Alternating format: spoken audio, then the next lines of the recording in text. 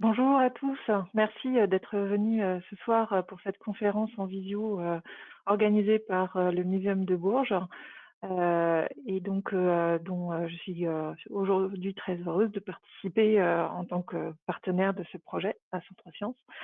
Euh, Conférence donc de Pascal Blanchard, Sébastien Machin va vous présenter. Merci beaucoup d'avoir accepté d'être là ce soir avec nous. Ravie de vous rencontrer, puis que vous nous fassiez partager ce sujet absolument passionnant. Sébastien va également vous présenter la technique par rapport à l'interface qui est gentiment prêtée par la ville de Bourges. Voilà, à tout à l'heure. Bonjour à tous. Nous sommes ravis d'accueillir Pascal Blanchard, historien du fait colonial, co-directeur de l'ACHAC et qui participe à de très nombreux projets autour de la question de la migration, de l'histoire coloniale. Et puis je suis ravi d'accueillir un ami de longue date. Ça me fait vraiment plaisir. La prochaine fois, on le fera en présentiel, mais je suis ravi, Pascal, de t'accueillir pour cette conférence qui, je sais, va être passionnante. Donc le titre, c'est Qu'est-ce qu'ont fabriqué les os humains? Retour sur l'histoire. Voilà, Pascal, ben, c'est à toi. Merci pour cette conférence. Eh bien, mille merci pour cette invitation ce soir. Je suis presque un peu à Bourges, c'est très bien. La technique nous permet comme ça d'arriver à communiquer malgré cette période complexe. Et ce soir, on a choisi d'aborder l'effet produit, la matrice sur le monde qu'ont amené les os humains. Très souvent, on aborde les os humains pour les faire découvrir. Mais maintenant, depuis une quinzaine d'années, beaucoup de travaux, beaucoup d'ouvrages, beaucoup de films, beaucoup d'expositions.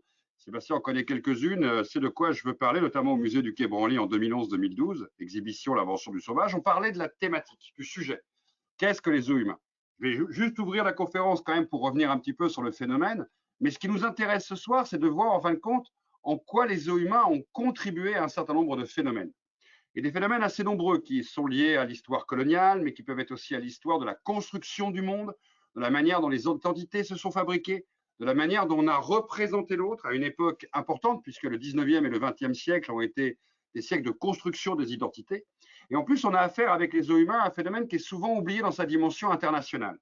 C'est tous ces éléments-là que je voudrais essayer de mixer dans cette conférence pour arriver à mesurer justement l'effet produit.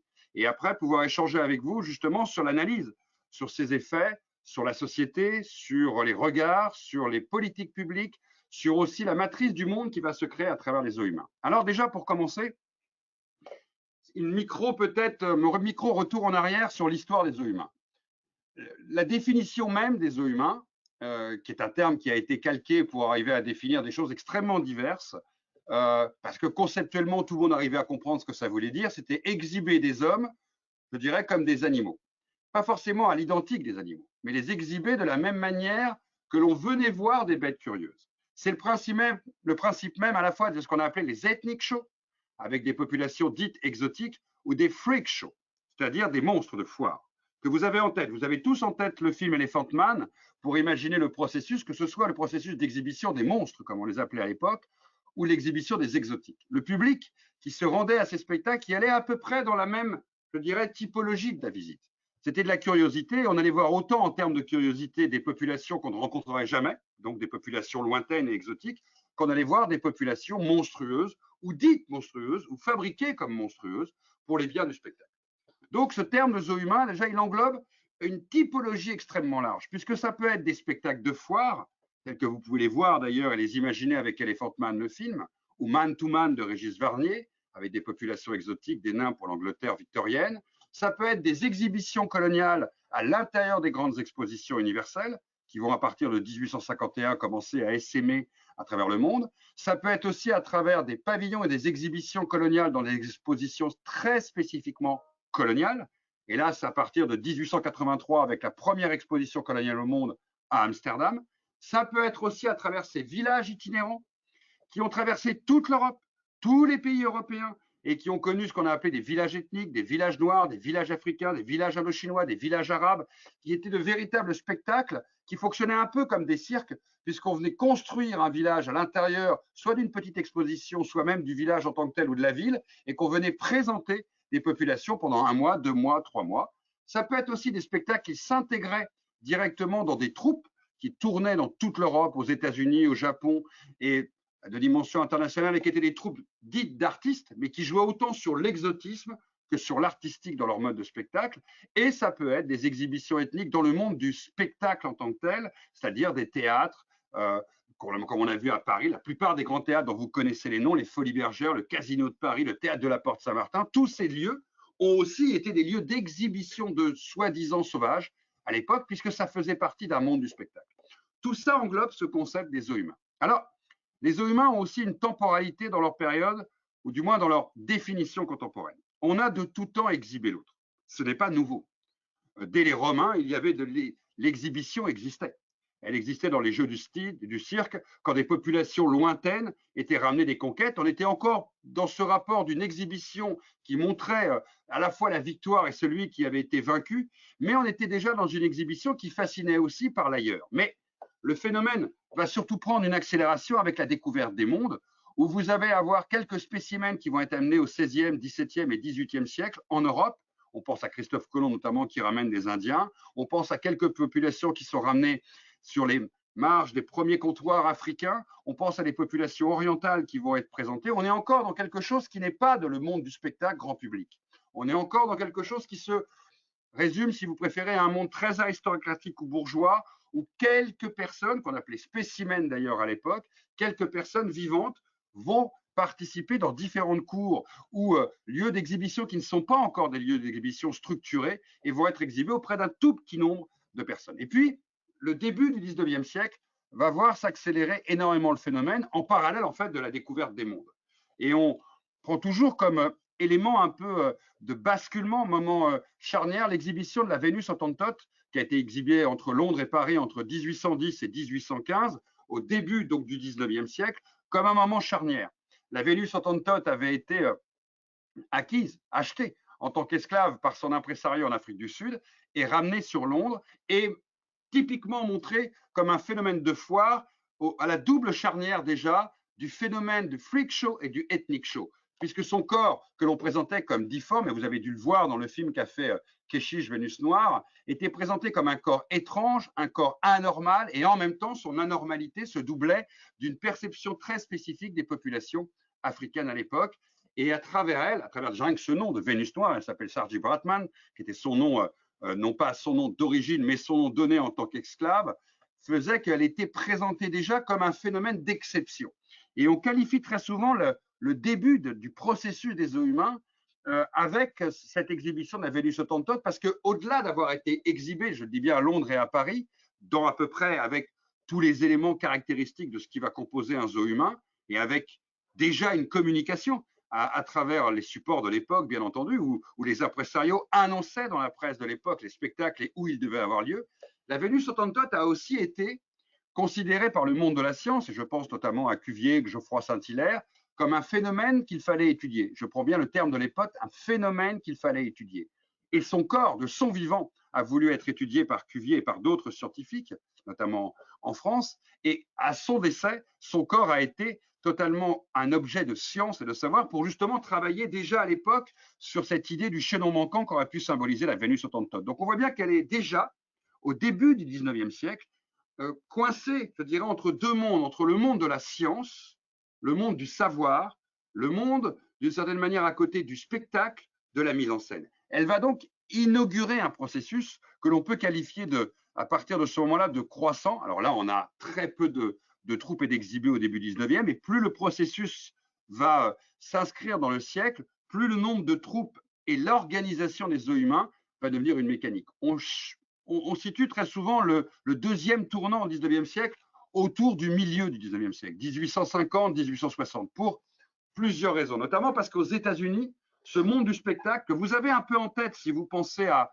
Barnum, si vous pensez un peu à ces grandes villes américaines du début du milieu du 19e siècle, vous aviez comme ça ces troupes itinérantes, telles des cirques, qui traversaient déjà l'Amérique et qui vont amener plus tard à Buffalo Bill et qui amènent déjà une modernisation de la mise en scène de ces spectacles avec de véritables professionnels du monde de la mise en scène et qui vont être dans la démesure américaine. Et en même temps, en Europe, le nombre de populations amenées va énormément augmenter à partir de ce moment-là, pour deux raisons essentielles. D'abord parce que les empires coloniaux sont croissants, et aussi parce que le phénomène de la découverte de terres nouvelles développe, si vous préférez, chez les publics, une sorte de curiosité et d'intérêt pour rencontrer ces populations. Et donc, on va plus simplement faire venir un spécimen unique, comme on a fait avec la Vénus autantote, mais on va commencer à faire venir des troupes comme les Zoulous, par exemple, à Londres, en 1853, et on va commencer à faire venir des Indiens d'Amérique, on va commencer à faire venir par petites troupes, 4, 5, 6, 7 en Europe, chaque année, et qui vont commencer à s'inscrire dans des lieux de plus en plus marquants. Surtout qu'au même moment,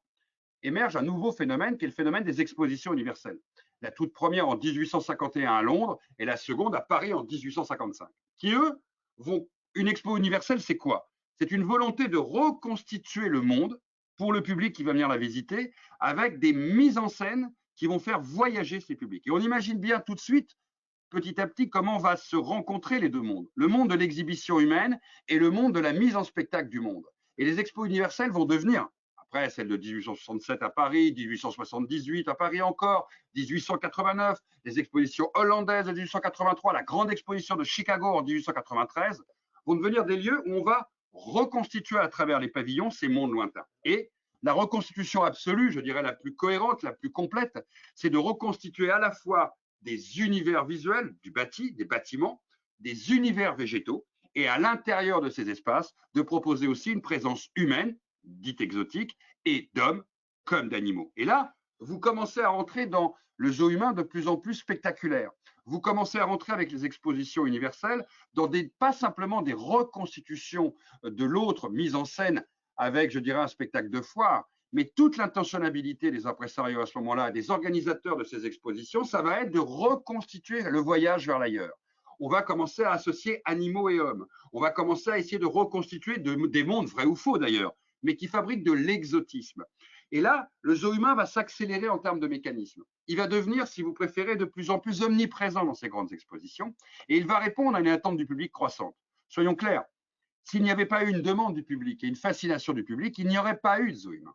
S'il n'y avait pas eu une attente de population en Europe, aux États-Unis et au Japon pour découvrir ces populations dites exotiques, il n'y aurait jamais eu autant de troupes qui sont venues. C'est parce qu'il y a cette demande sociale, cette demande populaire. On s'inscrit dans la culture de masse à cette époque-là, et c'est des gens qui ne voyagent pas. La plupart de nos arrière-grands-parents savaient qu'ils ne verraient jamais les Galibis de Guyane, savaient qu'ils ne verraient jamais les Zoulous, savaient qu'ils ne verraient jamais les populations des caravanes égyptiennes ou des populations indo-chinoises ou des populations aborigènes d'Australie. Ils savaient qu'en allant à ces spectacles, d'une certaine manière, ils allaient à la rencontre du monde et d'un monde qu'ils ne verraient jamais de leur vivant, parce que très peu de gens, en fin de compte, voyageaient vers l'ailleurs à cette époque-là. Et donc, les zoos humains vont d'un seul coup devenir dans un point de bascule à partir des années 1870-1880, vont se généraliser à peu près dans toute l'Europe, surtout l'Europe de l'Ouest, Belgique, France, Allemagne, Italie, Espagne, Grande-Bretagne, bien sûr. Allemagne d'une manière essentielle, puisqu'on l'a tous oublié, l'Allemagne avait un empire colonial à l'époque, et la plupart des grands impresarios européens vont être fixés en Allemagne, notamment à Hagenbeck, à Hambourg, qui va, lui, d'une certaine manière, l'histoire d'Hagenbeck à partir de 1877 est assez fascinante, puisque c'est en ramenant des animaux, il va se rendre compte que le public est plus fasciné dans un spectacle qu'il organise par ceux qui accompagnent les animaux que par les animaux eux-mêmes. Et de là, il va développer ce processus des troupes d'une manière incroyable. Et aujourd'hui encore, si vous allez à Hambourg, le zoo d'Hagenbeck existe toujours. Et quand on arrive sur la porte centrale, vous avez d'un côté immense bronze avec un Indien, et de l'autre côté, vous avez les animaux et les lions.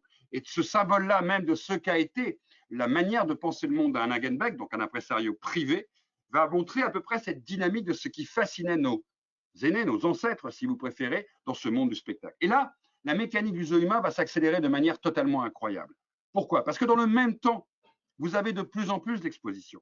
Vous avez de plus en plus de demandes de spectacles. Vous avez de plus en plus d'impresarios qui vont tenter de répondre à ces demandes. Ce qui fait qu'on va passer de 7, 8, 10, 9, 20 troupes par an à peut-être 100, 200, 300 troupes par an qui tournaient en Europe, aux États-Unis comme au Japon. Et d'un seul coup, le phénomène va devenir massif. C'est-à-dire qu'on ne va pas simplement faire venir les gens dans les grandes expositions, dans les grandes capitales, Paris, Bruxelles ou Londres ou Berlin. On va de plus en plus évoluer aller vers les populations. Et les villages itinérants, notamment, vont être, qui passaient donc de ville en ville, qui pouvaient rester 15-20 ans dans un pays, voire traverser les frontières, aller dans des pays à côté, vont devenir, dans l'absolu, la manière d'emmener le zoo humain au plus proche des gens. Et la plupart, si vous prenez un pays comme la France, des villes françaises, on va dire de plus de 50 000 habitants, ont connu des œufs humains à l'époque, à travers ces villages noirs. Et on venait s'y divertir le week-end, on venait voir les sauvages, on venait découvrir les mondes ailleurs, on venait se promener à l'intérieur du village reconstitué, on venait le jour où il y avait le combat des lutteurs sénégalais, on venait découvrir la procession, on venait venir le moment où tout le monde allait à la mosquée qui était reconstituée à l'intérieur du village.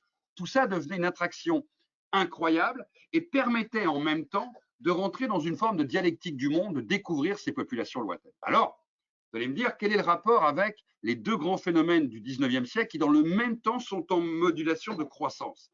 C'est-à-dire la science, qui s'intéresse de plus en plus à ces mondes lointains, à ces populations lointaines, à créer une sorte de cartographie du monde, à tenter d'écrire d'une certaine manière la logique du monde à travers ces nouvelles populations qu'on trouve, et à côté de ça, l'histoire des grands empires. Puisque les empires coloniaux, dans la même période, vont se développer. Eh bien, c'est tout l'intérêt de ce qui démarre, vous l'avez bien compris, dans le monde du spectacle. Au départ, les zoos humains, c'est d'abord une affaire d'offre et de demande. Il y a un public qui est avide de découvertes, où la matrice qui est la sienne, c'est la curiosité. Et ce public va aux zoos humains parce qu'il veut voir des populations dont il a entendu parler, dont il sait qu'elles viennent d'être découvertes, où la grande presse en a parlé. Et là, on est dans le niveau 1 du zoo humain. Mais le zoo humain répond aussi à une deuxième problématique qui est celle de la science. Et c'est un moment fondamental parce que nous, on perçoit aujourd'hui que ceux qui ont été les anthropologues, les ethnologues de l'époque, les grands auteurs sur le monde savant pour écrire la construction du monde, travailler sur ces populations, on imagine qu'ils voyageaient aux quatre coins du monde. Mais la plupart d'entre eux avaient, en fin de compte, pas forcément cette possibilité de voyager au très lointain. Et l'arrivée en Occident de toutes ces populations qui arrivent des quatre coins du monde va donner à la plupart des savants à partir de 1870 un potentiel de population à étudier incroyable en Occident. Ce qui fait qu'en gros, tous les matins, vous aviez des savants qui allaient se rendre au jardin d'acclimatation, à telle ou telle troupe, dans telle exposition, pour aller mesurer des crânes, travailler sur les populations, enquêter sur elles et construire donc dans le même temps tout le discours savant sur l'organisation du monde à travers les races.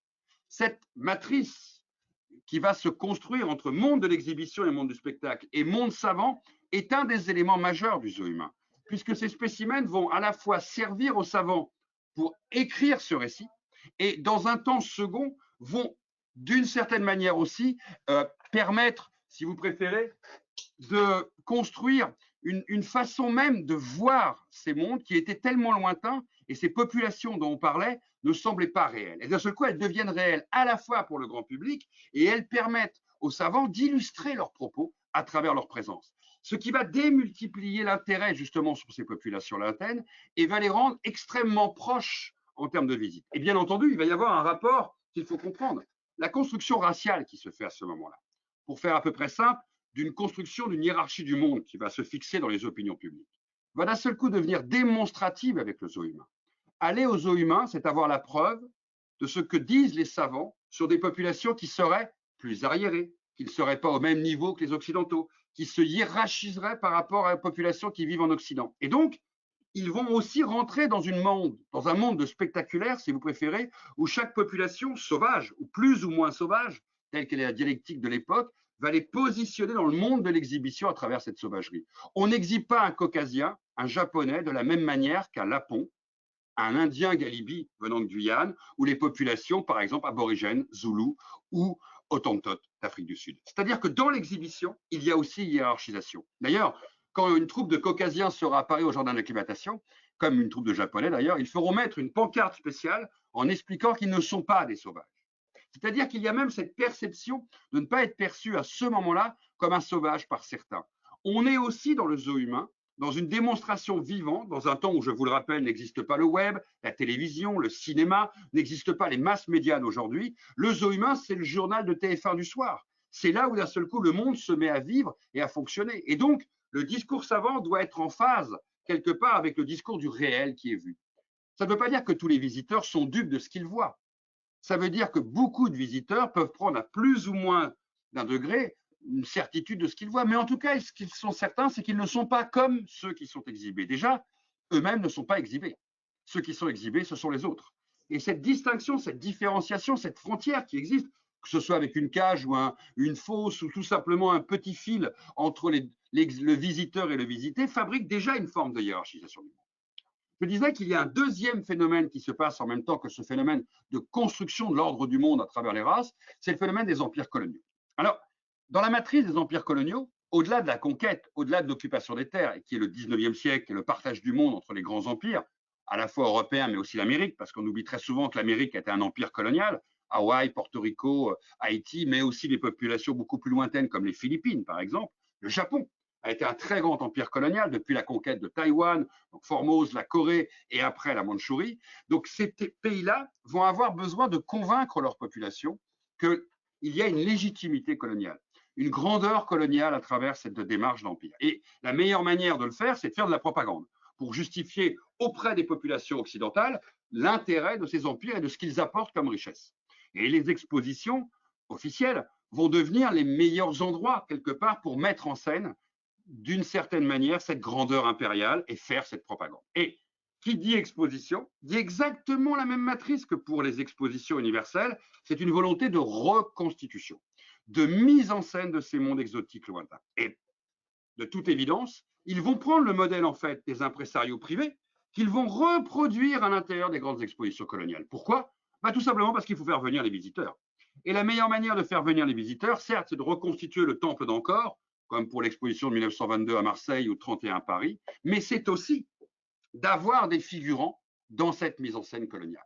Parce que le figurant, à la fois, est attractif pour le visiteur, il fait vivre comme là-bas l'ambiance, ça va être la rue du Caire, ça va être l'ambiance du village exotique à Namit, ça va être le village africain, ça va être les piroguiers à Marseille qui vont être mis en scène et qui vont faire voyager le visiteur, mais en même temps, il contribue à la monstration coloniale.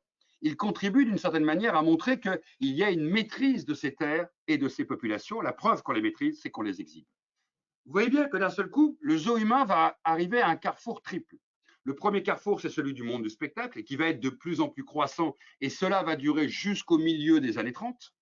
Vous avez un deuxième temps, un intérêt de la science et un intérêt des savants pour ces spécimens vivants qui arrivent en Occident, qui vont pouvoir être des sujets d'études. Et vous avez un troisième niveau qui est celui des expositions coloniales, celui de l'univers de la propagande coloniale, qui va avoir besoin de ces populations pour arriver à mettre en scène leur discours.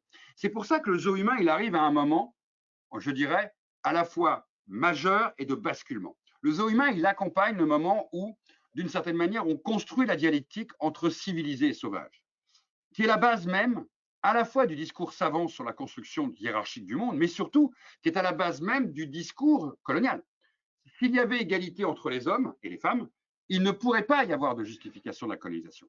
Pour qu'il y ait une justification de la colonisation, il faut que, d'une certaine manière, tout le monde soit convaincu que les populations ne sont pas au même gradage, au même niveau de civilisation, et que certains ont besoin de guider les autres vers la lumière. Et donc, quelque part, vous devez prouver que l'autre n'est pas au même degré de civilisation que vous. Vous devez le montrer. Et le meilleur endroit pour faire prendre conscience aux populations occidentales de cette soi-disant différence de graduation dans la civilisation ou d'infériorisation de l'autre, vous prenez le terme que vous voulez, c'est le zoo humain.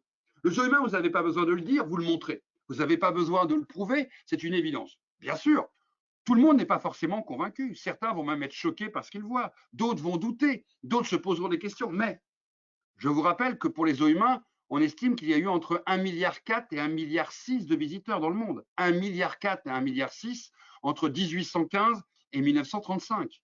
C'est-à-dire, c'est un phénomène massif et qui, d'une certaine manière, est la démonstration à la fois ludique, savante, éducative et coloniale de tout ce qui est la matrice du monde à cette époque-là, qui devient une matrice double, d'abord d'une construction d'un imaginaire de hiérarchisation des races où le blanc serait au-dessus, pour faire à peu près simple, qui est à peu près ce qui ressort du débat scientifique savant de tout le 19e siècle, et d'un autre côté, d'à peu près 75% des terres émergées à l'époque sur la Terre qui appartiennent aux grands empires coloniaux. Donc le zoo humain devient ce réceptacle, cet endroit, cet émetteur, si vous préférez, d'une forme de légitimation du monde.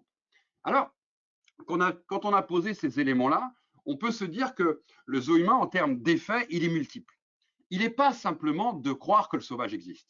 Bien sûr que c'est un des éléments de la matrice du zoo humain et que le public, plus ou moins convaincu, en tout cas, va se dire qu'il existe des êtres différents que lui sur le reste de la Terre. Mais cet élément-là, il n'est qu'un des tout petits éléments de ce que produit le zoo humain. Le zoo humain, d'une manière inconsciente, et notamment pour les jeunes et les enfants qui y vont, puisqu'on allait pique-niquer au jardin d'acclimatation en famille, l'exposition coloniale de 31, c'est un véritable spectacle. Et les zoos humains, en plus, étaient des lieux presque avant le plateau de cinéma à inventer une mise en scène incroyable et spectaculaire. Quand vous voyez les spectacles d'Hagenbeck, c'était de véritables mises en scène. On venait 4-5 heures pour assister à un spectacle complet. Et ayez tous en tête, rappelez-vous des spectacles de Buffalo Bill. Et Buffalo Bill fait partie du zoo humain.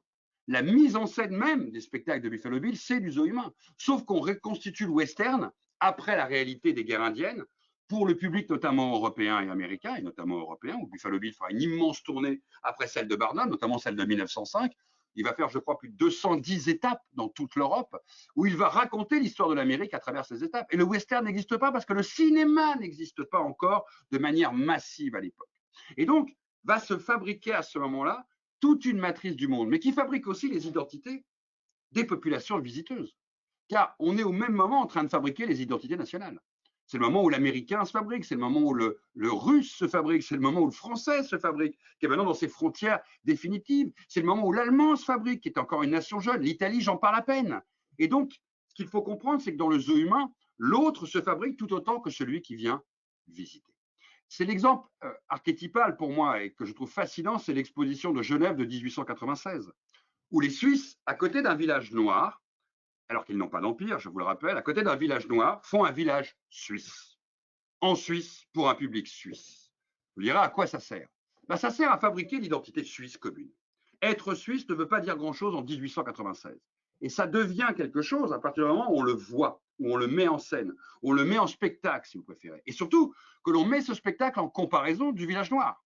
La première définition du Suisse, c'est qu'il n'est pas noir, c'est qu'il n'est pas un sauvage.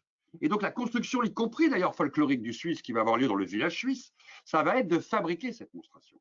Et quand je vous parle de village suisse, je vous parle aussi d'une manière de fabriquer des populations européennes à travers les villages qu'ont représenté par exemple les villages bretons. Quand vous êtes à Nantes en 1910, vous avez à la fois un village africain et vous avez un village breton à côté, à Nantes-Exhibé. Vous avez des villages flamands, vous avez des villages basques, vous avez des villages corses qui vont être organisés en même temps que d'autres. Et en Angleterre, par exemple, le must du must, dans l'Empire colonial britannique, c'est le village irlandais. Parce que vous fabriquez aussi l'identité du colonisé à travers ça. Vous ne fabriquez pas simplement l'identité de celui qui vient voir.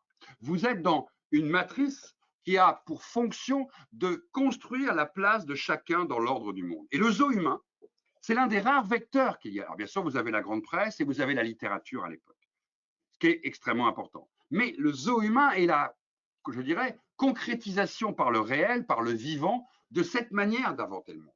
Et en plus, c'est ludique. Et en plus, vous jouez sur la curiosité. Et en plus, vous jouez sur une dimension capitalistique qui fonctionne, puisque s'il y a des visiteurs et des visités, c'est qu'il y a des tickets d'entrée. Et si les impresarios partent au bout du monde pour amener des troupes de plus en plus étonnantes, de plus en plus folkloriques, de plus en plus, je dirais, sauvages, c'est bien qu'il y ait une possibilité de retomber sur ses pieds économiquement, parce que vous ne pensez quand même pas que ces impresarios faisaient ça uniquement pour la gratuité et le bonheur de voir du monde venir visiter. Ça rapportait de l'argent. Et ça rapportait de l'argent parce que les troupes, en plus, étaient dans un véritable modèle économique. On savait qu'il fallait 4, 5, 6 ans pour amortir la venue d'une troupe à l'époque. Tout ça s'inscrit dans un monde où donc chacun y trouve quelque part une part d'intérêt. Ce qui est aussi fascinant à comprendre, c'est l'envers du décor. Au début, les populations captées, capturées, vous prenez le terme que vous voulez, bien entendu, n'étaient pas volontaires. On ne leur demandait pas leur avis et on leur racontait surtout pas ce qui allait leur arriver et on ne se posait pas beaucoup la question de leur devenir. Beaucoup d'ailleurs ont connu des destins assez terribles dans les premiers temps des exhibitions. Et pas du tout pour une raison morale, et pas du tout pour une raison de prise de conscience par les impresarios de ces situations inacceptables, c'est que très rapidement, ils vont se dire que celui qui est capté n'est pas un bon acteur de la mise en scène. Celui qui n'est pas volontaire dans l'exhibition ne peut pas jouer au sauvage. Et d'ailleurs, un sauvage qui ne bouge pas assis au milieu d'un espace, comme certains visiteurs ont pu le dire sur des troupes qui sont arrivées au journal d'acclimatation très tôt, n'a aucun intérêt. Le visiteur ne vient pas les voir. Le visiteur, face à quelqu'un de passif dans un enclos, ne fait rien. Ce qu'il a besoin, c'est de voir un sauvage qui ressemble à un sauvage. Il a besoin d'avoir le sauvage qu'il a vu dans la littérature, dans Jules Verne. Il a besoin de voir le sauvage dont on lui parle avec des plumes et des arcs. Il a besoin de voir un sauvage qui est différent du sauvage d'avant, qui va donc être spectaculaire. Et donc, très vite, les impresarios vont se rendre compte qu'il faut professionnaliser la chose. C'est ça qui est le deuxième élément qu'il faut parfaitement comprendre dans l'invention du sauvage. Sinon, on prend le zoo humain uniquement à travers une valeur morale d'analyse, et on ne comprend pas ce qu'a produit le zoo humain à travers justement la fabrication du sauvage en termes d'imaginaire. C'est que très vite, on va négocier avec les troupes. Alors, je vous passe les détails sur la rémunération des populations, je vous passe les détails sur les contrats qui existent, notamment vous les découvrez chez Hagenbeck, où c'était les chefs de famille qui prenaient l'argent ou les chefs de village. On est entièrement d'accord dessus. Mais on va jouer cette fois-ci sur l'idée du volontariat, ce qui change tout. Ça change tout parce que celui qui joue au sauvage, on lui demande de jouer au sauvage. Celui qui va faire le spectacle du sauvage va rentrer dans le spectacle intimement millimétré, où toutes les heures, il doit reconstituer la même scénette qu'il avait jouée une heure avant. Et on va rentrer dans un monde du spectacle où le sauvage doit jouer au sauvage et faire croire au public qu'il est sauvage. Et tout ça est un jeu de rôle. Ça ne veut pas dire que tous les publics ont été convaincus par ce qu'ils voyaient. Et d'ailleurs, très tôt, des savants vont commencer à douter de la qualité ethnographique des troupes, puisqu'elles changeaient de nom quand elles franchissaient les frontières. Mais on rentre dans la modernisation du modèle, dans la professionnalisation du modèle. Et d'un seul coup, on ne va plus regarder l'autre d'une manière ethnographique. On va demander à l'autre de se construire comme un sauvage aux yeux du public qui vient le visiter. Et donc, au lieu de remettre en question la part d'humanité de chacun, non, le spectacle va l'emporter. La fiction va, si vous préférez, l'emporter sur le réel. Et le but va être de fabriquer du sauvage tel que le public attend de voir un sauvage. Et il y a déjà des codes qui sont fixés. Et donc, vous imaginez bien que chacun impresario va essayer de trouver la troupe la plus fantastique et lui faire jouer le spectacle le plus merveilleux pour que le public revienne avec les animaux les plus étranges. C'est là aussi où on rentre dans quelque chose qui est fondamental à comprendre, c'est que la race, l'empire colonial, les identités vont donc se construire au reflet de quelque chose qui est ni plus ni moins qu'un monde totalement fabriqué et imaginaire. C'est pour ça que quand on appréhende le zoo humain, il y a cette dimension morale et humanitaire qui est notre premier réflexe à avoir dessus, mais on oublie extrêmement souvent d'analyser aussi toute la dimension de mise en scène, toute la dimension de construction qu'il y a derrière, et donc en même temps toute la construction idéologique. Je le disais tout à l'heure, je l'ai dit 2 fois, qu'on pense aussi très souvent que le zoo humain n'a été qu'un modèle européen lié aux empires coloniaux. C'est véritablement oublier une dimension majeure que l'Amérique, comme le Japon, ont joué tout autant sur les zoos humains. L'Amérique, extrêmement tôt avec ses spectacles, puisque la plupart des grands spectacles ont lieu là-bas avec les Barnum, les Buffalo Bill, et vont totalement marquer la culture américaine qui va elle-même se construire à travers ça. Et quant à Chicago, en 1893, par exemple, elle exhibe des villageois ou elle exhibe des pygmées, ou à Saint-Louis en 1904, c'est pour tenir un discours sur les propres Noirs qui vivent en Amérique et un discours auprès des Blancs sur que sont en réalité les Noirs et les Africains. De la même manière, elles vont exhiber toutes les populations philippines, les Ingoro, notamment à l'exhibition de 1904 à Saint-Louis pour justifier leur empire colonial. Ils vont fonctionner de la même manière que les empires européens. Et les Japonais, c'est exactement la même chose aussi. Je pense à l'exposition, par exemple, de 1903 à Osaka, qui est une des plus grandes expositions qui va être faite à l'époque. Et l'exposition d'Osaka va être une exposition qui va bâtir d'une certaine manière une légitimité de l'empire japonais en construction, à la fois en Corée, par rapport à Formose et par rapport aux populations intérieures du Japon comme les Aïnous, et va fabriquer à ce moment-là, d'une certaine manière, une société idéale et coloniale que les Japonais vont faire de la même manière que les Européens. Et c'est là qu'on a une dimension monde qu'il faut maîtriser. Certes, avec des fois des décalages d'une décennie ou de 2 décennies, mais à peu près tous les pays du monde qui sont des puissances coloniales à l'époque, à l'exception de la Russie, qui est aussi une forme d'empire colonial à sa manière, et l'Empire ottoman, vont arriver à fabriquer des structures visuelles, propagandistes, de construction du monde, à peu près sur le même modèle. Et quand vous regardez Osaka, qui est pour moi assez fascinant, ou quand vous regardez les grandes expositions coloniales japonaises qui vont à peu près s'enchaîner tous les 2-3 ans après Osaka, vous avez aussi des Blancs qui sont exhibés. Parce que les Japonais se présentent comme supérieurs au monde. Et donc, ils reprennent le même modèle, mais en se plaçant, eux, en haut. Et c'est ça qui est intéressant à voir dans le zoo humain, c'est qu'il arrive à fabriquer du vrai en partant de la fiction. Alors, quand on déconstruit ces éléments-là et qu'on se pose la question de ce qu'ont amené les zoos humains, il y a 3 points sur lesquels je voudrais insister avant de vous donner la parole qui me paraissent extrêmement importants et essentiels. Le premier point, c'est que les zoos humains ont fait passer le discours du racisme scientifique savant, qui était un discours extrêmement élitiste, qui était un discours qui, quelque part, a été peu partagé. Gobineau n'a jamais tiré plus de 4000 exemplaires de son livre dans ses premières éditions. C'est un discours qui était extrêmement dans des petits cénacles. Mais le zoo humain va populariser d'une manière extrêmement simplifiée, on est tous d'accord, le discours savant de l'époque. En gros, va rendre accessible à tous, dans une société où l'image domine et où le spectacle est la manière première du véhicule de la culture et de la connaissance, va totalement fabriquer, à travers le zoo humain, cette croyance qu'il y a une hiérarchisation du monde. En gros, on passe d'un racisme scientifique à un racisme populaire, un ordre du monde normal. Et pour moi, mais là-dessus, ça peut être mis en débat avec vous dans la conversation que l'on a et dans les différents ouvrages qu'on a pu faire, l'exposition ou le film Sauvage au corps des œufs humains qui est passé il y a 2 ans sur Arte, vous avez dû voir le travail qu'on a fait sur cette question pour ceux qui l'ont vu, c'est vraiment le mécanisme, le véhicule, si vous préférez, pour aller d'un discours savant, en gros, qui émerge à la fin du XVIIIe siècle et se fixe au début du XIXe, et de l'emmener vers une culture populaire large en moins d'un siècle. En 1900, l'ordre du monde est pensé à travers cette grille de lecture. Et les zoos humains ont été un des véhicules majeurs pour ce passage d'un discours savant vers un discours populaire. Deuxième idée qu'ont amené les zoos humains, qui correspond au titre de la conférence de ce soir, c'est la légitimité des empires. C'est cette démonstration qu'il y a bien des populations, que disait Jules Ferry à sa manière en 1885, un droit des races supérieures sur les races inférieures. Ben, le zoo humain, c'est la démonstration la plus parfaite qu'il y a des races supérieures et des races inférieures, et que donc, l'une des missions des races supérieures, ce serait d'éclairer les races inférieures vers la lumière. Et donc, c'est un des éléments de la justification coloniale, la mission civilisatrice, la supériorité en tout cas du colonisateur, que les zoos humains vont rendre évidente, tangible. Exhiber l'autre, c'est par définition imposer un pouvoir sur l'autre. Exhiber l'autre, c'est d'une certaine manière montrer qu'on est supérieur à l'autre. Il y a celui qui exhibe et celui qui est exhibé. Et ce n'est pas la même part d'humanité. Vous fabriquez une forme de distanciation à travers ça qui fonctionne parfaitement dans ce qu'on peut rappeler le mécanisme intellectuel de la légitimité coloniale.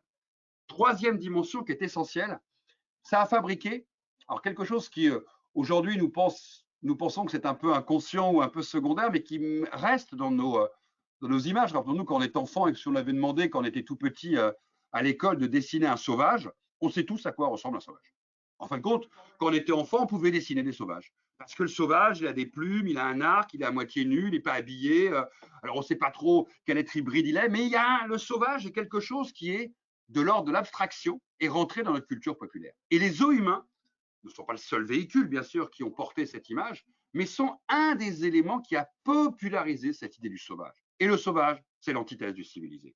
Le sauvage, c'est celui qui n'est pas rentré dans le monde de la lumière. Le sauvage, c'est celui qui n'est pas encore comme nous et qui ne sera peut-être d'ailleurs jamais comme nous. L'affiche, c'est un pur hasard, hein, qui est derrière moi parce qu'elle est toujours sur ce mur-là et que je ne devais pas être sur cet ordinateur-là ce soir, mais l'affiche qui est derrière moi, vous la voyez mal, mais vous la voyez. Voilà. Vous voyez bien qu'on est en train de parler de peuplade sauvage. On est en train de raconter à travers cette exhibition, qui est aussi une photo qui existe de l'époque, mais c'est aussi que Robinson, qui passait dans les différentes îles européennes et notamment en France, présente des populations qui sont aussi pas simplement considérées comme sauvages au sens qu'il faut les civiliser. L'une des publicités du cycle Robinson, c'était « Venez les voir avant qu'ils ne disparaissent de la surface de la Terre ».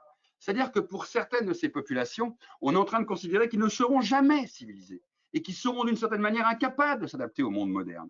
Et on attire le public en disant « Venez les voir avant qu'ils ne disparaissent définitivement de la surface de cette Terre ». Tout ça fabrique une matrice, une manière de penser. Et tout ça a été popularisé à travers les zoos humains. Du moins, c'est ce que l'équipe sur laquelle nous avons travaillé ensemble sur cette thématique depuis des années pensons. Le zoo humain est un maillon essentiel de la compréhension de ce 19e et de ce 20e siècle, de ce qui a fabriqué une certaine construction du monde. Et une construction qu'en fin de compte, il a fallu attendre les indépendances et il a fallu attendre, on va dire pour les États-Unis, la lutte des droits civiques et pour l'Europe, la fin des empires coloniaux, voire d'attendre jusqu'à la fin de l'apartheid pour rentrer dans une période qui commence à déconstruire ce qu'ont pu amener les zoos humains. Et quand je dis déconstruire ce qu'ont pu amener les zoos humains, c'est compliqué. Parce qu'on a affaire à la fois à un phénomène, je l'ai bien dit tout à l'heure, d'ordre du spectacle, un phénomène qui est à la fois politique à travers les empires coloniaux, mais aussi qui est savant. Et donc, on a du mal à extirper à l'intérieur ce qui est de l'ordre de la mécanique idéologique, de la mécanique du spectacle et de l'ordre tout simplement de la culture populaire. Pour autant, on a affaire à un des vecteurs qui, je pense, a le mieux matricé, du moins le plus efficacement matricé, la vision du monde que nos aînés ont eue et dont on a, d'une certaine manière, hérité. Alors aujourd'hui, et je terminerai par ça avant de vous laisser la parole, dans les zoos humains ressortent beaucoup de choses dans la période contemporaine. D'abord, ça permet Et je le vois notamment quand on travaille avec des élèves sur cette question à travers les expositions pédagogiques qui tournent dans le monde scolaire aujourd'hui, ou les jeunes publics qu'on a eu. L'exposition au Quai Branly a fait 370 000 visiteurs, donc vous imaginez bien la masse de jeunes élèves qui sont venus. On voit bien qu'elle est extrêmement importante pour pouvoir expliquer comment le racisme a pu se constituer et se diffuser.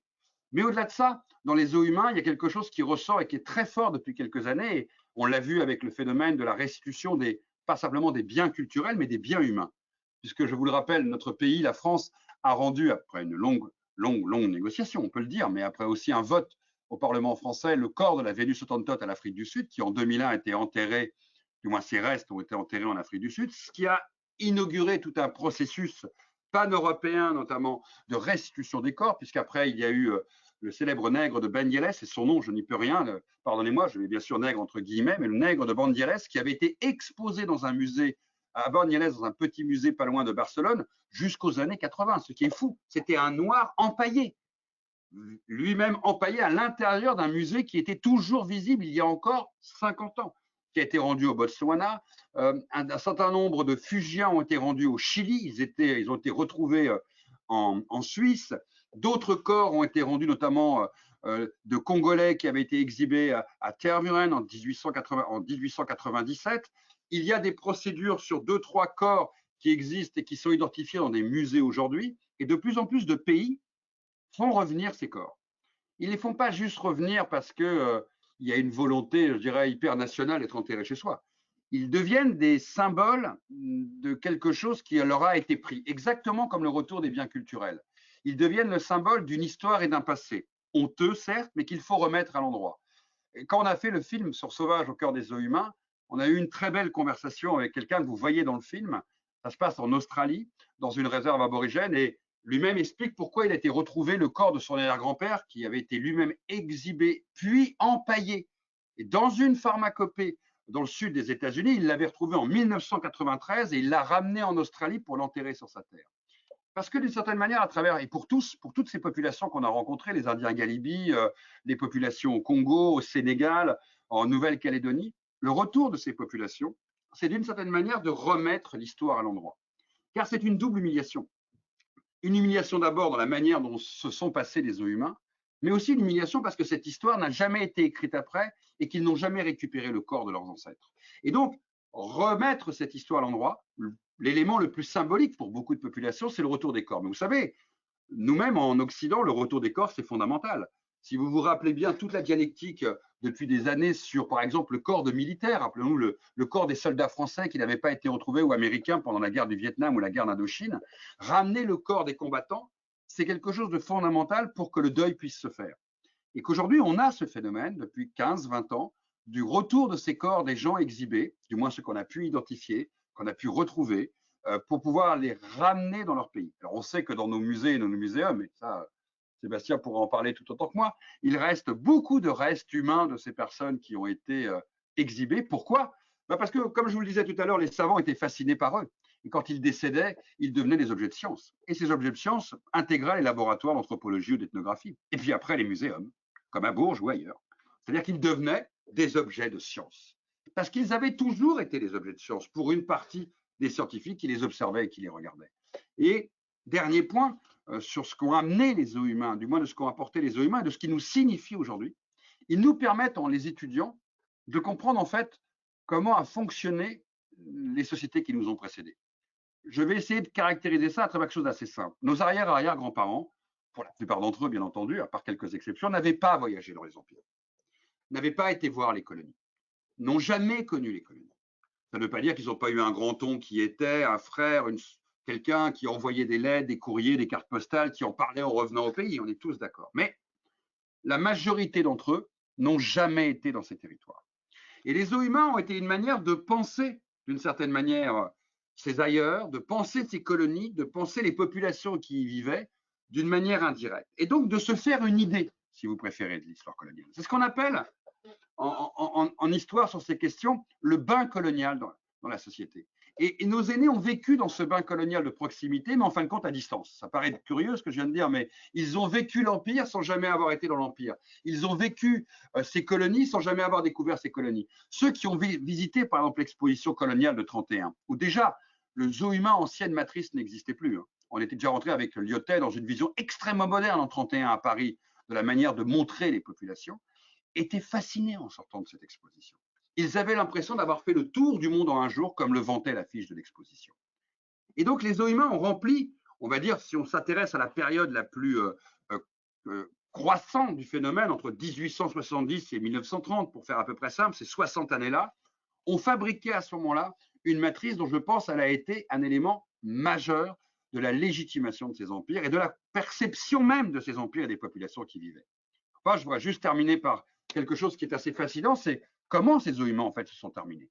À part quelques exceptions comme l'Expo universelle de 1958 à Bruxelles, où d'ailleurs le village congolais sera abandonné par ses figurants avant la fin de l'exposition, ce qui montre vraiment qu'on a la vraie toute fin du phénomène à la veille des indépendances, le phénomène des zoos humains va décroître d'une manière extrêmement rapide dans les années 1930-1935. Et quasi à la veille de la Seconde Guerre mondiale, il n'a plus beaucoup lieu d'être, à part dans quelques endroits, mais c'est terminé. C'est terminé parce que tout simplement le public n'est plus dupe. Que le public voit ces populations maintenant, depuis la Première Guerre mondiale, présentes en Occident. Il y a en France des travailleurs noirs, africains, antillais, des travailleurs maghrébins, des travailleurs asiatiques, chinois, vietnamiens, laotiens ou cambodgiens. Ce n'est plus une exception. On ne va plus voir le sauvage aux eaux puisqu'il est dans nos rues. Le phénomène aussi s'est tari parce qu'on n'y croit plus. Mais en même temps, il a fait son processus. Il a légitimé les empires, il a légitimé les discours racistes, il a totalement légitimé une certaine manière de voir le monde. Et puis, il y a beaucoup plus fort que les zoos humains. Il y a quelque chose qui est en train de le remplacer. Il est en train de le remplacer dans la culture populaire, c'est le cinéma. Et très souvent, beaucoup de spécialistes expliquent qu'un film comme King Kong, par exemple, c'est exactement le moment de basculement, où d'un coup le cinéma va beaucoup plus loin que les zoos humains, beaucoup plus loin que les spectacles. Et le zoo humain, d'une certaine manière, devient beaucoup moins efficace que les films d'Hollywood. Et les films d'Hollywood, je vous assure, vont largement prendre le relais. Et quand vous travaillez sur les 900 à 1000 films qu'Hollywood a fait, uniquement sur l'Afrique noire, je ne parle même pas des autres territoires, vous avez toute une construction du monde qui s'inscrit dans la totale continuité de ce qu'ont été les zoos humains en termes de monstration. D'une certaine manière, le cinéma, puisque le zoo humain, c'était l'invention du plateau de cinéma avant même que le cinéma existe, des animaux, des hommes, des villages reconstitués, un monde exotique inventé. Ils ont inventé le plateau de cinéma avant même Hollywood. Hollywood va reprendre les mêmes mécanismes. Hollywood va reprendre, d'une certaine manière, la même fabrique du sauvage. Hollywood va continuer sur la même tramaison. Et quand vous travaillez sur la production hollywoodienne de ces années, vous êtes halluciné de voir que le mécanisme est guère différent. Et bien, ce basculement des années 30, c'est le passage du zoo humain au cinéma hollywoodien qui va lui aussi, à sa manière, continuer à fabriquer du sauvage. Voilà. J'espère que ce tour à la fois du monde et ce voyage dans le phénomène qu'ont été les zoos humains a répondu, en tout cas, a posé les jalons de l'échange que nous allons pouvoir avoir maintenant. Je vous laisse la parole et je la rends à nos animateurs. Merci Pascal. C'était comme toujours passionnant. Alors, on a des questions. Alors, il y avait Christine. Je vais vous donner la parole. Allez-y Christine, vous aviez une question. Oui, merci pour cette très intéressante conférence. Moi, j'avais une question, c'était par rapport à cette vision que vous avez exposée, qui donc, dites qu'elle démarre à partir du 19e siècle. Mais en fait, je me demandais s'il y avait une différence avec la vision qu'avaient les Européens, notamment au XVIIe ou au XVIe siècle, notamment après la découverte des Amériques. Est-ce qu'il y a un changement de vision, ou est-ce que finalement c'est une progression en fait croissante? Christine, c'est une très bonne question. C'est les deux. C'est d'un seul coup un basculement dans quelque chose qui est beaucoup plus proche, si vous préférez, beaucoup plus concret avec l'exhibition. C'est-à-dire que la vision qu'il y avait des populations sauvages et lointaines, qui a existé au XVIIe, XVIe, XVIIe, XVIIIe, était en fait une vision ambivalente. Il y avait à la fois de la répulsion et de la fascination, de l'exotisme attirant et en même temps de la sauvagerie mise à distance, de l'humanité et de la déshumanité. C'était quelque chose qui était très complexe. Dans l'espace esclavagiste, il y avait un discours d'une violence absolue. Dans l'espace polynésien découverte, on était beaucoup plus sur quelque chose de totalement exotique. Et puis, il y avait, d'une certaine manière, au XVIe et au XVIIe, encore un débat qui était complexe sur le bon et le mauvais sauvage. Il n'était pas autant tranché que peut l'amener le début du XIXe. Et cette mise à distance qui passait par la peinture, qui passait par la gravure, qui passait par le dessin, quelque part avait une forme de fascination assez étrange sur le corps de l'autre. Il n'était pas que monstrueux. Il y avait, je dirais, un discours à la fois ambivalent, mais qui était très élitiste. Donc, il y a des éléments qui sont puisés dans les siècles précédents. Bien entendu, vous avez entièrement raison. Vous savez bien comme moi que la construction du regard stéréotypé ou la construction du regard sur l'autre est un peu comme un millefeuille. La feuille nouvelle ne détruit pas la feuille d'avant. Et que cette construction va se stratifier siècle après siècle pour avancer vers une fixation du monde sauvage et de l'autre. Et en même temps, il y a une totale accélération avec les zoos humains. Parce qu'on popularise à travers un phénomène maîtrisé auprès du plus grand monde un discours cette fois-ci unique et dominant. Dans le zoo humain, il n'y a plus de dialogue. On peut bien sûr trouver très exotique et très beau, et d'ailleurs ça arrivait, puisqu'il y a même des cartes postales qui se moquent de ça, de jeunes femmes par exemple, ou de jeunes hommes, qui sont fascinés par les populations exhibées, notamment des cartes postales allemandes, où on voit une jeune femme se faire expulser d'un zoo humain par un gendarme allemand, enfin policier allemand, pardon, qui lui dit « pas de ça ici, madame ». Donc on voit qu'il y a une ambiguïté sur les corps exotiques, les corps sexués, les corps torse nu qui pouvaient être montrés, des corps musclés dans une société occidentale qui ne l'était pas. Mais globalement, il n'y a plus beaucoup d'ambiguïté. Donc je dirais qu'il y a les deux. Il y a une accélération, une construction beaucoup plus racialisée, une mise à distance claire, nette et hiérarchique qui accélère le mouvement d'avant. Et en même temps, on va puiser dans les vieux fantasmes de l'Indien sauvage. Vous avez entièrement raison là-dessus. On va puiser dans les images du passé pour être dans une forme de continuum de la question de la sauvagerie et d'identité de l'autre. Donc, rupture et continuité, d'une certaine manière. Très bien. Donc, nous avons une question de Sandrine. Je vous donne la parole. Bonsoir. Bonsoir. J'aurais souhaité que vous précisiez ce que vous entendez par mise en scène dans vos propos. Si on pense aux mises en scène de théâtre ou d'opéra, par exemple, aujourd'hui, mais si on pense aussi aux mises en scène dans les muséums, puisqu'un muséum, c'est aussi un lieu de mise en scène. Voilà. Est-ce que vous pourriez préciser ce propos? Qu'est-ce que ça veut dire pour vous, mise en scène, quand vous évoquez ce concept? Merci. La mise en scène est beaucoup plus proche du monde du théâtre et du monde du visiteur-visité. C'est-à-dire qu'il y a 3 niveaux de mise en scène dans le zoo humain. Le premier niveau, c'est le décorum. Et il est fondamental. C'est-à-dire que, alors, ça dépendait aussi des budgets qui étaient mis en place par les invitants des impresarios, si vous préférez. Mais le décorum est l'élément premier. Et d'ailleurs, ils vont attacher énormément d'importance à ce décorum. Alors, celui qui n'a pas beaucoup de moyens, ça va être le célèbre tissu de foire peint pour fabriquer des faux palmiers, des faux décors, comme dans les photographies qu'on connaît de Dalton et autres au milieu du 19e siècle, où on va refabriquer un décor imaginaire. Là, c'est Jaurès, c'est le zoo humain du pauvre. Mais le zoo humain du riche commence par penser le décor. Et le décorum, c'est vraiment cette idée d'un village qui peut se voir d'ailleurs de l'intérieur par le public ou de l'extérieur, et d'être le plus proche possible d'une reconstitution du réel, avec bien sûr un monde en miniature. On fait la mosquée, on fait l'école, on fait l'endroit des lutteurs, on construit un petit point d'eau avec des piroguiers, et on va fabriquer comme ça d'abord le décor. C'est le premier élément de la mise en scène. Le deuxième élément de la mise en scène, c'est les acteurs. C'est comment doivent-ils être habillés? Comment doivent-ils jouer au sauvage? Comment doivent-ils être dans la monstration de ce qu'on attend d'eux? Et donc, il y a un énorme travail qui est fait. Je vois quand les Kanaks, par exemple, arrivent à Paris pour 31, on les fait se déshabiller et on les fait s'habiller comme des sauvages parce qu'ils sont habillés trop à l'occidental, selon les impresarios. Et donc, il y a tout un travail de mise en scène des attributs pour ressembler à ce que doit être l'acteur sauvage sur la scène. Et puis, troisième niveau de mise en scène, qui là est extrêmement intéressant. C'est pour ça que je me distinguerai énormément du muséum et je serai beaucoup plus proche du monde du théâtre, du monde du spectacle.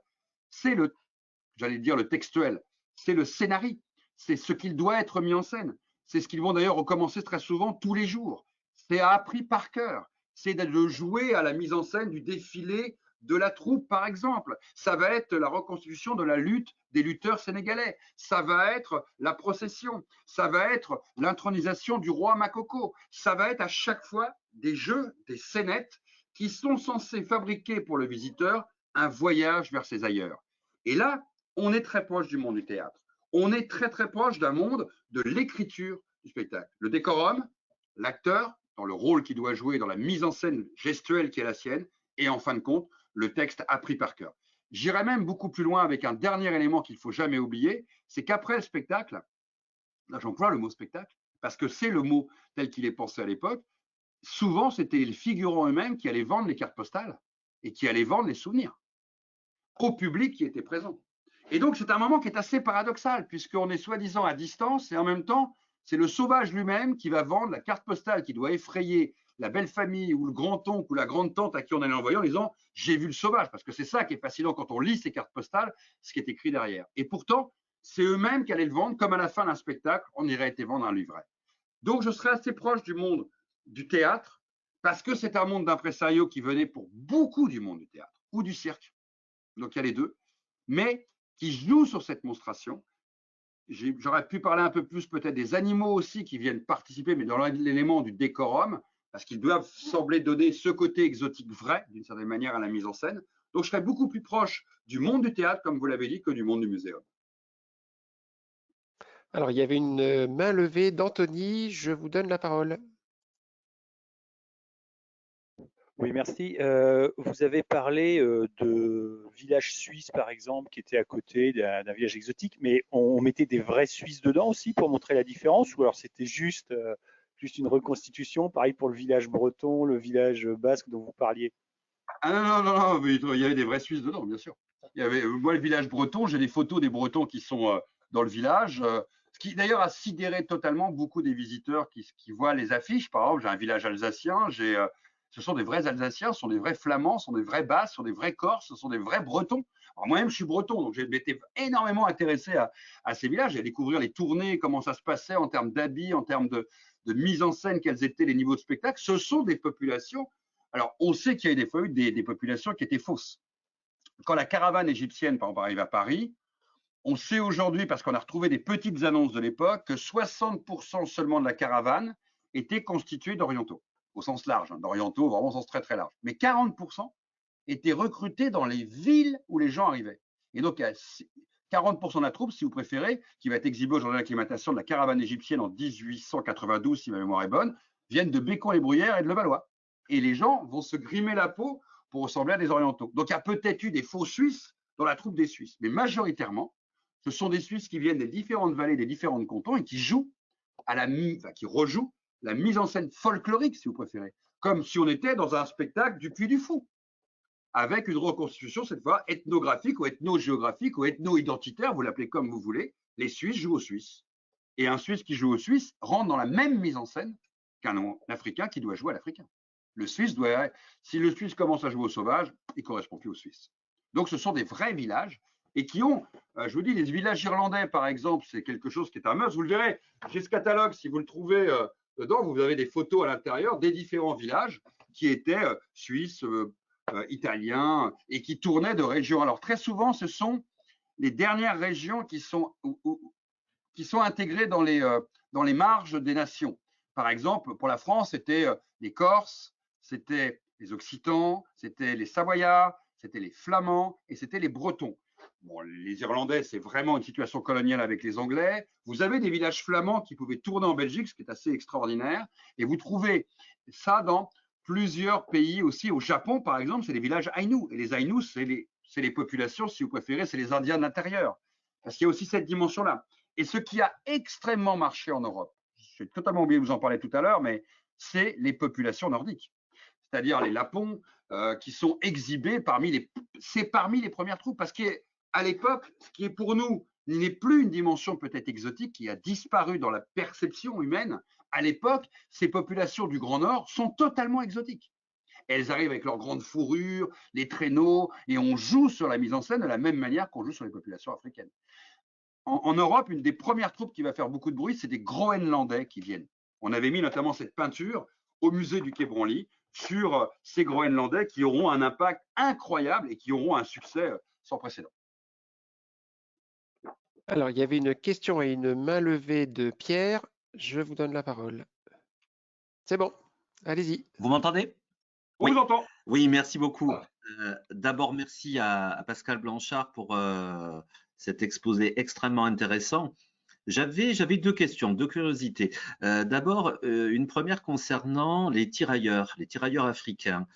Est-ce que l'irruption dans le champ, notamment en France, des tirailleurs africains, a soit commencé à faire évoluer un petit peu le regard de la population par rapport à cet exotisme et à ce mythe du sauvage, ou alors est-ce que les tirailleurs, dans les endroits où ils pouvaient, les baraquements, etc., pouvaient être regardés,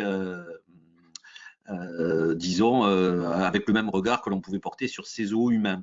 Et la deuxième question, c'est par rapport finalement à ce mythe du sauvage. Est-ce qu'il pouvait à l'époque aussi rentrer dans l'activité une sorte de fascination par rapport à nos origines fantasmées, le mythe du premier homme, de la première femme, ou bien est-ce que vraiment ce n'était pas du tout soi-même comme un autre, mais un contre-modèle, un anti-modèle complet, ou bien est-ce que les gens faisaient une sorte de lien historique, aller voir ce qu'ils avaient pu être dans leur tête de nombreuses années avant. Voilà. Très, très bonne question. Alors, juste avant d'attaquer, je vous montrais juste les images de ces célèbres villages dont je parlais. Vous les avez là, notamment en bas, le village breton, pour ceux qui voient. Vous voyez que les villages de population européenne n'avaient guère de différence des autres. Les tirailleurs sénégalais, comme toute la guerre 14-18, c'est une rupture majeure dans le regard qui est posé. Pas simplement pour les tirailleurs sénégalais. Il y a à peu près 1 million de combattants et de travailleurs non blancs qui arrivent en Europe en 4 ans. J'intègre dedans les djihadistes noirs, j'intègre les troupes hindoues qui arrivent à Marseille, notamment pour l'armée britannique, j'intègre les travailleurs indochinois, j'intègre les troupes maghrébines, les troupes africaines, malgaches, antillaises. Et ce choc, il provoque 2 choses qui sont majeures. D'abord, il provoque une rencontre qui n'est plus une rencontre de l'imaginaire et qui n'est plus une rencontre à travers les os humains. La rencontre de la tranchée, de l'hôpital à l'arrière, de l'usine, des champs pour les travailleurs, modifie totalement le rapport à l'autre. Ça ne veut pas dire qu'il n'y a pas un regard qui peut encore être un regard curieux, étonné, avec tout l'imaginaire précédent, mais vous vous mettez à parler avec l'autre, vous mourrez avec l'autre dans la tranchée. Il peut être dans le même hôpital que vous, ça change énormément de choses. Et puis l'armée française n'est pas dans le même niveau de ségrégation que l'armée américaine, par exemple. Donc ça va briser complètement l'image habituelle, surtout que la propagande va s'en emparer. Banania, vous le connaissez tous, mais derrière Banania, c'est des milliers d'images, avec des marraines de guerre proches de tirailleurs sénégalais qui vont enfin te raconter une histoire par les images aux Français. Et qui vont leur dire quoi? Celui qui était hier un cannibale est aujourd'hui un soldat de la République. Celui qui hier était un sauvage dans sa savane ou dans sa forêt devient le protecteur de la République. Et il y a plus sauvage que lui, c'est l'Allemand. Vous avez même des cartes postales où on voit des tirailleurs sénégalais garder des Allemands en cage et qui disent, la légende c'est « Ti, viens voir le sauvage ». C'est-à-dire qu'il va y avoir une mutation du regard. Parce qu'on ne peut pas dire que la République est sauvée par des cannibales, ce n'est pas possible. Donc on va fabriquer, l'armée française va fabriquer des dizaines de milliers d'images pour d'abord rassurer sur ces tirailleurs sénégalais, notamment eux. On les voit avec des petites filles ou avec des femmes marraines de guerre, et va construire d'une certaine manière, non plus le mythe du sauvage, mais le mythe du grand enfant, sauveur de la République. Et on voit d'ailleurs des dessins de cartes postales aussi, où on voit ces tirailleurs couper les oreilles des Allemands et dire « Regarde, j'ai plus sauvage que toi ». Et quelque part, d'un seul coup, leur sauvagerie devient positive pour sauver la République. Donc ça change tout. Ça veut dire que la manière de montrer ces populations dans les années 20, au lendemain, notamment à partir de l'Expo de Marseille 1922 pour le cas français, l'Expo de Strasbourg en 1924 ou La Rochelle en 1927, ou Grenoble en 25, on n'est plus du tout dans la même manière de montrer le sauvage. On passe du sauvage à l'indigène. On passe de celui qui était dans les ténèbres, où on jouait sur cet aspect, la sauvagerie absolue, à quelqu'un qui serait sur la voie de la civilisation. Alors, il n'est pas encore comme nous, mais il n'est plus comme l'autre d'avant. Donc cette rupture de la guerre, elle est double. Elle a d'abord été une rupture qui marque un moment chronologique majeur dans un temps des os humains vers un autre temps des os humains, qui va durer encore 10-15 ans, ce que j'expliquais tout à l'heure, et en même temps, ça va fabriquer un nouveau regard sur cet autre, parce que la proximité va avoir totalement changé le regard sur l'ex-sauvage. Deuxième question, elle est complexe, votre question sur qu'est-ce qu'on vient chercher quand on vient voir dans le zoo humain l'autre. Je pense que vous avez raison, pour certains, il y avait cette idée, puisqu'on vendait aussi des races qui allaient disparaître de la Terre. Vous voyez, derrière moi, le cirque Robinson, vous êtes autant dans des races préhistoriques, des populations qui viendraient d'un autre temps que des populations du présent. Donc, peut-être que certains venaient y chercher une forme d'origine d'un temps lointain. Ça peut arriver chez certains. Par contre, il y a autre chose qui était assez omniprésent dans beaucoup de troupes qui étaient présentées, c'est qu'on les présentait comme le chaînon manquant. C'est autre chose. Le chaînon manquant, c'est un peu ce lien entre le monde animal et le monde des humains. Les Autantotes, les aborigènes, les pygmées sont véritablement montrés. Les Fugiens d'Amérique du Sud ou les Indiens Caraïbes des Antilles, avant leur disparition, sont vraiment montrés comme les chaînons manquants. C'est-à-dire entre l'homme et l'animal, qui expliquerait à la manière darwinienne, la manière dont le monde se serait fabriqué, et qu'on serait d'une certaine manière une continuité du monde animal, et que ces populations sauvages seraient ce chaînon qu'on attend chercher. D'ailleurs, Cuvier, quand il va couper le corps de la Vénus autantote pour l'ausculter et en couper en morceaux pour les étudier, puisque c'est tout ce qui s'est passé à ce moment-là, cherche ce chaînon manquant et essaye d'expliquer que cette autantote est plus proche des singes, des grands singes, que des hommes. Il y a plutôt cette fascination-là, et beaucoup de spectacles vont jouer sur cette idée du chaînon manquant, d'explication du monde, comment on est passé de l'animal à l'homme à travers des populations qui seraient donc des restes, d'une certaine manière, d'un temps lointain, dans lequel on serait, oui, indirectement des descendants, mais beaucoup plus des cousins éloignés, et donc nous, plutôt civilisés.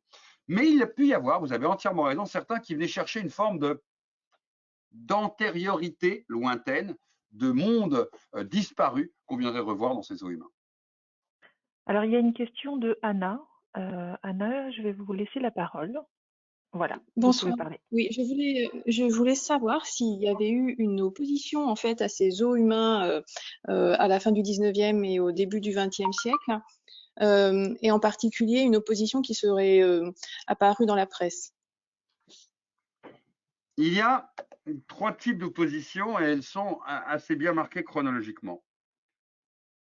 Au 19e, essentiellement, les critiques et les oppositions, elles sont liées à des missionnaires, à des organisations religieuses, au monde des églises. Et quand je dis des églises, c'est parce que c'est extrêmement divers, notamment aux États-Unis, dans le monde protestant par exemple, vous avez des gens qui condamnent le fait d'exhiber d'autres hommes, et au nom du principe qu'ils sont des hommes et qu'ils sont chrétiens. Donc ça, c'est un type de critique qui a été beaucoup plus fort qu'on peut l'imaginer. C'est-à-dire qu'ils ont condamné cette exploitation de l'homme par l'homme. Je fais à peu près simple dessus. Comme ils étaient abolitionnistes à une certaine époque, comme ils ont pu être contre les lois de ségrégation à d'autres moments, ils étaient contre l'exploitation de l'homme par l'homme. Ça, c'est le 19e. Mais vous avez extrêmement peu de critiques politiques, intellectuelles, culturelles au 19e.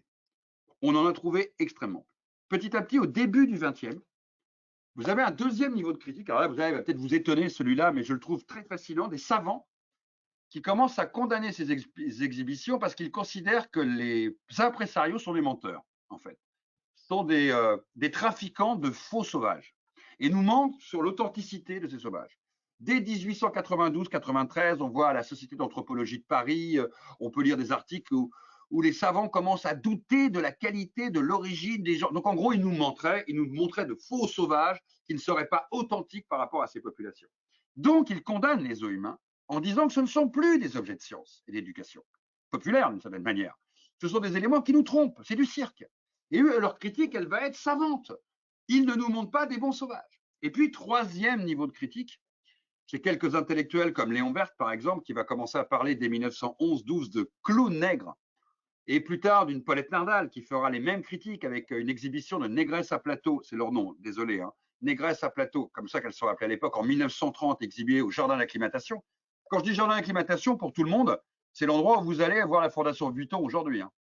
Il y a de fortes chances que la Fondation Vuitton ait été creusée, puisqu'on n'a jamais pu le savoir, puisqu'ils ont refusé qu'on le sache, à l'endroit même où sont enterrés ceux qui sont morts au jardin. Donc à cet endroit-là, il y a une exhibition de négresses à plateau en 1930 que va condamner par exemple Paulette Nardal. Et on retrouve les mêmes critiques chez les Afro-Américains à l'époque. On retrouve les mêmes critiques chez des populations antillaises notamment et caribéennes en Angleterre. On va avoir des critiques qui vont devenir plus intellectuelles ou soit par les minorités elles-mêmes qui maintenant deviennent des élites dans ces pays et dans les ex-métropoles coloniales, soit par quelques lettrés et par quelques intellectuels qui vont commencer à contester. Je pense à l'exemple des surréalistes, par exemple, et de la CGTU, qui vont contester l'organisation de l'exposition coloniale de 1931 à Paris, avec un très beau texte écrit par les surréalistes. Césaire, Senghor se sont aussi emparés de ces questions. Mais vous voyez, c'est très tardif. Et si on essaye de mesurer le poids de la critique, la dénonciation des œufs humains, face au poids de ce qu'on pourrait appeler l'acceptabilité et l'acceptation, on est de 1 à 1000, peut-être de 1 à 10 000. La critique a été très, très faible, et en plus très peu entendue, et en plus très peu opérante. Parce que la critique face à la culture populaire, c'est extrêmement complexe, puisque les gens y allaient pour se divertir. Dans le divertissement, certains étaient pleinement conscients, comme quand vous allez au train fantôme, que tout ça était faux. D'autres, peut-être, y croyaient. Donc, les arguments, si vous préférez, les développements intellectuels, la volonté d'expliquer que le zoo humain est antinomique avec une part d'humanité, avaient très peu d'effet, en fin de compte, sur les millions de visiteurs. Je vous rappelle que l'Expo universelle de 1900, c'est 50 millions de visiteurs. L'Expo coloniale de 31, c'est 33 millions de tickets vendus. On parle de moments massifs. On parle de moments, événements incroyables. Louper l'Expo coloniale en 31, c'était louper l'événement non pas de l'année, l'événement de la décennie. Donc, il y a un rapport d'une critique qui a, en fin de compte, très peu marqué l'ère du temps. Et quand la critique est devenue beaucoup plus affûtée, avec la fin du mouvement Harlem Renaissance aux États-Unis, par exemple, ou avec le mouvement de la négritude, ou avec le mouvement des minorités très fortes et à un moment intellectuellement actives en Angleterre dans les années 45-50, les œufs humains sont terminés. Le dernier moment que je trouve assez fascinant, je le disais tout à l'heure, c'est l'exposition de 58 à Bruxelles, l'exposition universelle de 58, où les intellectuels congolais, alors là on est à 2 ans des indépendances du Congo belge, les intellectuels congolais qui étaient très nombreux en Belgique puisqu'ils faisaient leurs études là-bas, viennent voir les figurants, les artisans du village congolais et leur disent mais partez, vous ne devez pas rester, vous acceptez cette mise en scène de l'État colonial belge. Et là, ça va fonctionner. Tous les artisans auront quitté le village, que je trouve une manière très allégorique de la fin des œufs humains, auront quitté le village avant la fin de l'exposition. Et les derniers visiteurs, les 2 derniers mois de l'exposition de Bruxelles, visiteront un village congolais vide. Mais c'est très tardif. Alors justement, moi j'aurais une question à vous poser. Je voudrais savoir si vous avez trouvé dans la littérature, par exemple, ou par des récits, des histoires de personnes qui ont participé en tant qu'acteurs dans ces zoos humains. Est-ce qu'ils sont rentrés? Comment ils ont été accueillis par leur village? Par exemple, la littérature africaine est quand même très riche. Est-ce qu'il y a des récits qui racontent ce type d'histoire? D'abord, il y a quelques livres qui existent, soit écrits directement par des exhibés, soit écrits par des porteurs de plumes de ces exhibés. On a des récits sur un Indien du Canada, on a quelques récits sur des populations d'Indiens d'Amérique, on a quelques récits aussi sur des Camerounais qui avaient été exhibés en Allemagne. C'est très faible, mais il y a des choses dessus qui nous permettent d'avoir là un premier accès. Il y a aussi beaucoup d'interviews à l'époque. Les journaux locaux allaient voir les sauvages et questionnaient le sauvage. Alors maintenant, la part du vrai et du faux dans les interviews de sauvages dites du chef de village, souvent le chef de village d'ailleurs, il faut faire la part des choses. Sinon, il y a quand même peu de témoignages au retour. Là où on a trouvé des choses, c'est les témoignages plutôt oraux, c'est-à-dire le récit de celui qui est rentré et ce qu'il a raconté, plus que des témoignages écrits. Et là, on connaît pas mal de choses. Nous, quand on a travaillé, par exemple, avec Christian Carambeu sur le retour d'une partie de sa famille, grand-oncle, grande-tante, qui avait été exhibé en 31 au Jardin d'acclimatation de Paris comme des cannibales sauvages, là, on connaît la manière dont le récit a été porté. D'abord, il a été mythifié, le récit. Ils n'ont pas vraiment raconté ce qu'ils ont vécu, parce que ça ne se raconte pas, l'humiliation. Vous vous taisez. Deuxièmement, Carambeu me disait, mon grand-oncle était perçu comme quelqu'un d'extrêmement violent, qui était extrêmement brutal. Et on n'a jamais compris pourquoi. Et il dit, ayant découvert en 1998, l'année de la Coupe du Monde, cette histoire, d'un seul coup, il a compris beaucoup plus de choses de l'histoire de sa propre famille. Dans beaucoup d'éléments, on découvre que le silence a plutôt accompagné le retour. Troisième type d'élément, où là on a quelques petites choses assez intéressantes, c'est quand les impresarios eux-mêmes, les chefs de village si vous préférez, comme Thiam, étaient d'anciens exhibés et sont devenus des exhibeurs après. Dans le film Sauvage au cœur des œufs humains, un des portraits, c'est celui de Thiam que nous avons fait. Et Thiam est devenu, à partir des années 1910-1912, un des plus gros organisateurs de tournées de population du Sénégal. Il a même eu la Légion d'honneur en 1922 pour ce qu'il a fait. Et il est devenu un très grand notable sénégalais. Il a été un des plus grands propriétaires du quartier des Orfèvres à Dakar, encore aujourd'hui. Et quand vous arrivez dans la famille de Thiam, vous avez le grand médaillon avec toutes les médailles d'or et d'argent et de bronze qu'il a gagnées dans les grandes expositions pour ses exhibitions de troupes qu'il a proposées. Et lui, c'était l'inverse. Il inversait le discours. Lui, il en tirait fierté. Il racontait comment il avait fait connaître la culture sénégalaise, comment il avait fait connaître le travail de l'orfèvrerie, comment il avait pu faire vivre 30, 40, 50 personnes qu'il emmenait en Europe, sonnant et trébuchant en les payant. Donc, les témoignages que nous avons, c'est ce bout à bout que nous pouvons faire de tous ces éléments-là, très éparses. Et c'est bien toute une des grandes difficultés de ceux qui travaillent sur les os humains. Il n'y a pas rien, mais il y a peu de choses. Ces choses doivent être prises souvent avec des pincettes par rapport à la manière dont elles ont été racontées. Il y a des éléments qui ont été transmis de mémoire orale, chez les Galibis, par exemple, chez qui nous avons été en Guyane, donc en Guyane française, hein, à l'intérieur du Maroni. Vous remontez une dizaine d'heures en pirogue pour arriver dans ce village où on a été filmé, les gens. Là, la mémoire orale avait marqué beaucoup les choses. La mémoire orale avait... D'abord, il y avait eu 19 des personnes de la troupe qui sont morts, qui ne sont jamais revenus. Donc la mémoire orale, c'était, et à travers la chanson notamment et la musique, c'était de raconter ceux qui ne sont jamais revenus. Ça, c'est très important. Et de l'autre côté, c'était de raconter l'humiliation de ceux qui avaient été montrés au pays des Blancs. Et ça, la mémoire l'avait gardé. Et la mémoire l'avait gardé par la transmission génération par génération, et notamment à travers des récits de vie et surtout de la chanson. D'ailleurs, quand on a montré, si vous voyez le film Sauvage, Au cœur des os humains, vous le voyez à un moment, la jeune dame qui était là était l'arrière-petite-fille de quelqu'un qui n'est jamais revenu, Maliko. Et on lui montre une très grande photo qu'on avait fait tirer en grand format, qu'on lui offrait d'ailleurs, et on la déroule devant elle. Et là, d'un seul coup, pour la première fois, elle n'avait jamais vu cette photo de sa vie, puisque cette photo était conservée en France, et elle voit pour la première fois de sa vie son ancêtre. Et elle reste totalement silencieuse pendant 3 à 4 minutes. Elle ne parle pas, elle ne dit pas un mot. Elle dit, voilà, notre mémoire n'a pas d'image. Parce que nous avons une histoire qui n'est qu'une histoire de mots et de souvenirs. Mais nous n'avons pas les images comme les Blancs, en fait, pour raconter ces histoires et transmettre ça à nos enfants. Ce qui est un vrai problème de patrimoine, c'est qu'au-delà de nous avoir volé nos aînés, au-delà de nous avoir volé nos identités, au-delà de nous avoir volé nos destins, au-delà d'avoir pas rendu à leur terre ceux qui ont été exhibés pour certains qui sont morts de froid, de maladie, de tout ce que vous pouvez imaginer, nous n'avons même pas les images de cette histoire. Les images continuent à appartenir aux Blancs. Et donc, ça avait été très symbolique pour nous de parler en partant des images avec elles, de laisser ces images là-bas aussi, parce que dans la transmission future, l'image va être très importante pour la nouvelle génération, pour ne pas oublier justement ceux qui avant ont été exhibés. Merci Pascal. Dernière question, c'est une question que je vais te poser. Est-ce que tu as est-ce que les os humains existent encore aujourd'hui ou est-ce que c'est quelque chose qui a totalement... alors ça s'appelle plus comme ça, mais est-ce que on a ce type d'exhibition? Bon, tu le sais parce qu'on a déjà parlé ensemble. Certains continuent à penser qu'on peut encore organiser des villages de pygmées, des villages en Bretagne, à côté de Nantes, entre Nantes et Rennes, pardon, en tant que breton, je vais me faire tuer là, entre Nantes et Rennes, il y a eu un village Bamboula, des gâteaux Bamboula Saint-Michel, dans les années 80.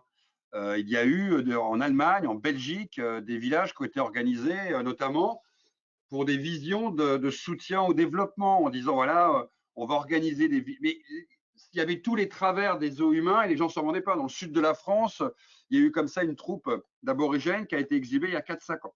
Il en reste, mais ce sont des phénomènes assez épars et qui maintenant déclenchent généralement assez vite des campagnes de dénonciation. Et on voit bien que ce sont très souvent des petits moments comme ça de revival, mais de quelque chose qui n'est plus acceptable. Par contre, un autre espace a totalement pris le relais et fonctionne de la même manière que les os humains. C'est le web, c'est la culture web, c'est la culture de l'exhibition sur le web. On l'avait dit, je ne sais pas si tu t'en souviens, mais le premier ouvrage que nous avions écrit en 2001, le sous-titre, c'était des os humains au Loft Story. Loft Story, c'est des gens qui regardent d'autres gens dans la télévision vivre au quotidien. C'est un zoo humain. C'est le mécanisme le plus absolu du zoo humain.